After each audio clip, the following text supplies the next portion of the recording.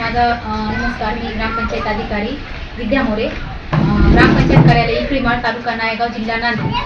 आज आमच्या इथे जिल्हा परिषद शाळा ISO नामांकन सोहळा प्रमाणपत्र वाटपाचा कार्यक्रम होता. आमची जिल्हा परिषद शाळा ISO नामांकित झालेली आहे. त्याचा आज पुरस्कार वितरण सोहळा कार्यक्रम होता. तसेच 3 वर्षाखाली म्हणजे 2022ला आमची तालुक्यातील नायगाव तालुक्यातील पहिली ISO ग्रामपंचायत इकळीमाळ म्हणून पुरस्कार प्राप्त झालेला होता. तसेच आज पण 3 वर्ष पूर्ण झाल्यानंतर सातत्याने ISO नामांकन दर्जा राखून ठेवल्याबद्दल पुनश्च म्हणजे रिसर्टिफिकेशन म्हणून आज रिसर्टिफिकेशन करणारी तालुक्यातली पहिली ग्रामपंचायत आहे की जी यापूर्वीही 3 वर्षाखाली ISO ग्रामपंचायत झालेली आहे तालुक्यातली पहिली.